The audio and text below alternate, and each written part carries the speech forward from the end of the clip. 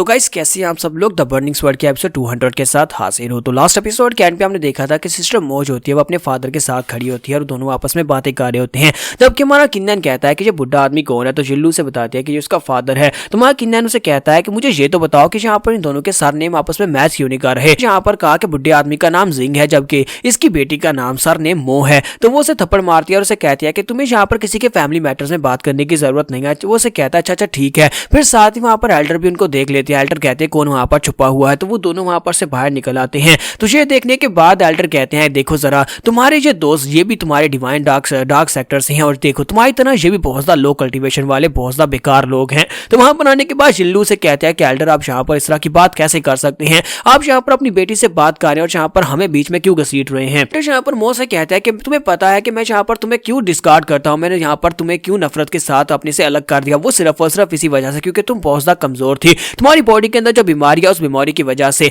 अब यहाँ पर तुम इन लो लेवल के लोगों के साथ घूम फिर रही है, जिसकी वजह से तुम और भी ज्यादा आगे नहीं बढ़ सकती हो, ना ही तुम बेहतर हो सकती हो। तो वो कहती है कि आप मुझे कंट्रोल नहीं कर सकते, आप पहले मुझे छोड़ चुके हैं, आप मेरी मदर के साथ आपने मेरी मदर के साथ जो कुछ भी किया था और मेरे साथ किया था उसके बाद आपको यहाँ पर मेरे साथ बात करने का भी अधिकार नहीं है। तो उसके फादर उसे कहते हैं कि तुम्हें पता है कि तुम्हारी बॉडी के अंदर एक बहुत ही रेयर डिजीज है जिसकी वजह से तुम कल्टीवेशन तो करती हो लेकिन तुम्हारी कल्टीवेशन आगे नहीं बढ़ पाती, इसी वजह से मैंने तुम्हें रिगार्ड किया था यानी डिस्कार्ड किया था, मैंने तुम्हें छोड़ दिया था क्योंकि ये हमारी फैमिली के नाम पर एक बहुत बड़ा धब्बा था। हमारी फैमिली में सभी जनरेशंस में बहुत ज्यादा जीनियस लोग हुए लेकिन तुम जो थी मेरे नाम के पर एक बहुत बड़ा कलंक थी। तो मो उसे कहती है कि तुम्हारे बगैर भी हम लोगों ने वहां पर ह्वेजैंग में जाकर अपना बसेरा बनाया, वहां पर हम लोगों ने अपनी मो फैमिली को बसाया, मेरी मदर और मैंने हम दोनों ने मिलकर वहां पर अपनी फैमिली बनाई। तुम्हारा नाम तो कहीं पर भी नहीं रखा, हमने तुम्हारा नाम भी यूज नहीं किया क्योंकि तुम जहाँ पर हमें बहुत ज्यादा कम मांगते हो। फादर उसे कहते हैं कि इस बात से क्या फर्क पड़ता है कि तुम जहाँ पर क्या कुछ कार्य हो कितना ही नाम बना दिया क्योंकि तुम तो सिर्फ और सिर्फ 30 साल में मरने वाली हो, तुम्हारी लाइफ जो है वो बहुत ज्यादा शॉर्ट है स्पेशल बीमारी की वजह से। तो साथ ही फादर उसे कहते हैं कि अब जबकि तुम वैसे भी 30 साल में मरने वाली हो तो इस बात से क्या फर्क पड़ता है कि अगर यहाँ पर तुम हार जाओ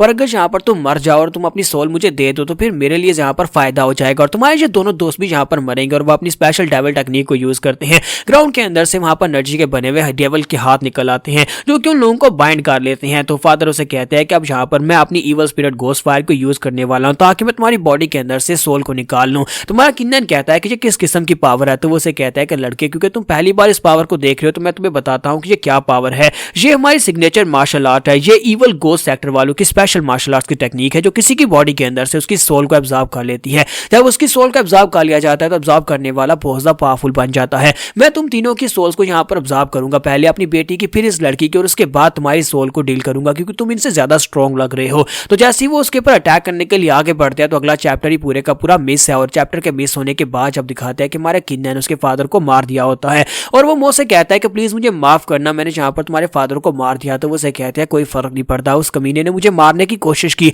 अगर तुमने उसे नहीं मारा होता तो मैं खुद उसे यहाँ पर मार डालती। तो जिल्लू आगे बढ़ती है और उसे कहती है लेकिन मुझे एक बात की समझ नहीं आई, तुम्हारे फादर ने कहा कि तुम सिर्फ 30 साल तक जी सकती हो, क्या ये बात वाकई में सच है? तो वो कहती है हाँ ये बात सच है, मैं सिर्फ और सिर्फ 30 साल तक ही जी सकती हूँ क्योंकि मेरी बॉडी के अंदर एक बहुत ही रेयर डिजीज है। जब मैं 8 साल की थी उसी वक्त मेरी बॉडी के अंदर एक डिजीज डिस्कवर हुई थी जिसकी वजह से मेरे फादर ने मुझे और मेरी माँ को घर से धक्के देकर निकाल दिया। उन्हें पता चल गया था कि मैं चाहे कितना ही कल्टीवेट क्यों ना कर लूं मैं यहाँ पर अपनी कल्टीवेशन को आगे नहीं बढ़ा सकती और उन्हें यहाँ पर अपने लिए एक जीनियस बेटी चाहिए थी, मेरे जैसी बेटी बिल्कुल भी नहीं चाहिए थी। मैं यहाँ पर कल्टीवेट तो करती हूँ लेकिन कल्टीवेशन के बावजूद तुम देख सकते हो कि मेरा लेवल आगे नहीं बढ़ता और मैं बहुत ही स्लोली प्रोग्रेस करती हूँ। मेरी बॉडी के अंदर फायर टाइप का एलिमेंट है जो कि मेरी एनर्जी को ब्लॉक करता है। बॉडी के अंदर एक फायर एग है, एक स्पेशल एग, पता नहीं ये किसी किस्म की बीमारी हो सकती है लेकिन यहाँ पर जितने भी मुझे एग्जामिन करने वाले लोग हैं उन्होंने से एक बीमारी कहा। तुम्हारा किन्नन उसे कहता है अगर तुम यहाँ पर फायर टाइप की मार्शल आर्ट्स को प्रैक्टिस करो तो हो सकता है कि इसकी ब्लॉकेज हट जाए। तो वो कहती है कि मैं ये भी करके देख चुकी हूँ लेकिन ये काम नहीं करता। किन्नन उसे कहता है कि मेरे पास एक और तरीका है, क्यों ना मैं यहाँ पर तुम्हारी बॉडी के अंदर जाकर उसको हल करके देखूं क्योंकि मुझे लगता है कि मैं यहाँ पर इसको रिफाइन कर सकता हूँ, मैं तुम्हारी फायर को रिफाइन कर सकता हूँ लेकिन इसमें काफी ज्यादा रिस्क है, तुम मर भी सकती हो। तो वो कहती है मैं यहाँ पर हर रिस्क लेने को तैयार हूँ लेकिन मुझे यहाँ पर बेहतर बनना है, मुझे उस ब्लॉकेज को हटाना है। माना किन्नन जिल्लू से कहता है कि जिल्लू जब हम दोनों यहाँ पर मेडिटेशन में होंगे क्या तुम हमें प्रोटेक्शन दे सकती हो, कोई भी यहाँ पर आकर हमें डिस्टर्ब ना करने पाए। तो वो कहती है अच्छा ठीक है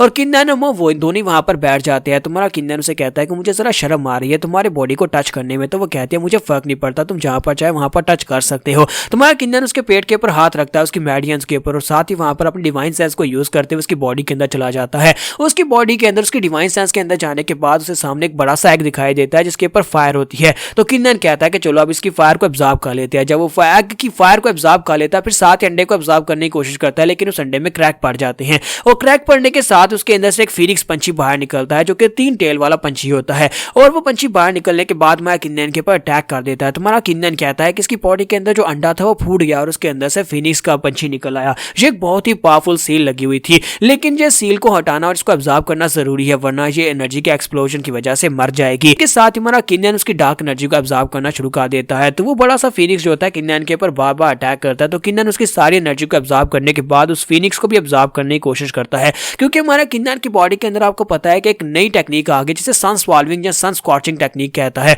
तो वो उस टेक्निक की मदद से उसकी सारी एनर्जी को ऑब्जर्व कर जाता है। उसकी सारी एनर्जी को ऑब्जर्व करने के बाद साथ ही वो उसको रिफाइन करता है ताकि अपनी बॉडी का हिस्सा बना सके। और हमारा किन्नन जो होता है वहां पर कहता है कि मैंने इसको कर लिया, लेकिन जैसे ही वहां पर वो बाहर निकलता है डिवाइन सेंस के अंदर से, वो पीछे जाकर पेड़ के साथ टकराता है, क्योंकि वहां पर लैश बैक होती है। पीछे टकराने के बाद जब वो सामने देखता है तो मिस मो वहां पर बैठी कल्टीवेट कर रही होती है और उसकी बॉडी के अंदर से वो डिवाइन फिनिक्स बाहर निकला होता है और उसका लेवल भी अप हो चुका होता है, क्योंकि वो यहाँ पर उसने नई अपनी जो ब्लड लाइन की पावर थी, असल में ये एक ब्लड लाइन की पावर थी जो कि उसकी बॉडी को सील कर रही थी, उसने यहाँ पर उसको अवेकन कर लिया। अवेकन करने के साथ उसे डायरेक्टली 3 लेवल्स का ब्रेक थ्रू मिलता है और वो क्वासी गार्ड राम के 5th लेवल पर पहुंच जाती है। तो वो इस बात से बहुत ज्यादा खुश होती है। तो मां किन्नन उसे कहता है कि ये तो बहुत ही अच्छी बात है। तो इसी के साथ ही जिल्लू कहते हैं कि अब यहाँ पर तुम्हारा लाइफ स्पैन बढ़ जाएगा। तुम्हारा किन्नन कहता है कि अब यहाँ पर 30 साल तो क्या पूरे 300 साल तक जिंदा रह सकती है। और इस बात से मिस मो जो होती है रोना शुरू कर देती है। तो जिल्लू से कहती है कि अब तुम्हें क्या हुआ, तुम्हें रोने की जरूरत नहीं है। तो वो उसे कहती है कि मैं यहाँ पर इसलिए इमोशनल हो रही हूँ कि जब मैं 8 साल की थी मेरे फादर ने मुझे उसी वक्त घर से निकाल दिया था, इसको बीमारी समझकर, लेकिन असल में ये एक ब्लेसिंग थी।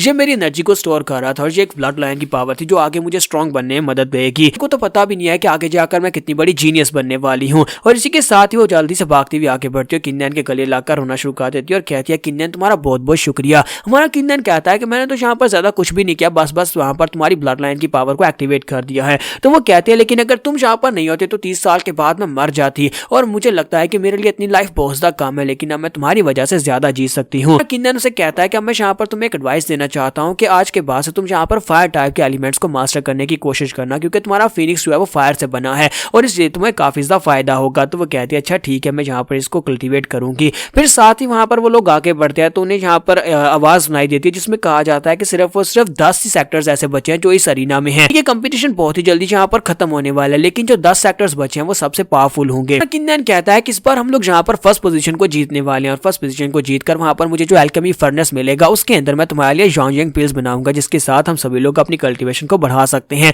इसी के साथ उन्हें सेंस होता है कोई उनकी तरफ आगे बढ़ रहा है। तो ऑप्टिमस वर्ड सेक्टर के तीनों गाइस वहां पर पहुंच आते हैं और कहते हैं देखो तो जरा यहाँ पर हमारी किस्मत कितनी ज्यादा अच्छी है, या फिर इन लोगों की किस्मत कितनी ज्यादा अच्छी है कि ये लोग अभी तक यहाँ पर जिंदा हैं। जहाँ पर हम लोग अपनी एपिसोड 200 का एंड करेंगे, नेक्स्ट एपिसोड में देखेंगे बाकी ये जो 10 फोर्सेज है उनके साथ हमारा किन्नन कैसे मुकाबला करेगा। तो एपिसोड की एक्सप्लेनेशन अच्छी लगी हो तो कमेंट करके जरूर बताइएगा और वीडियो को लाइक करना मत भूलिएगा। Thank you.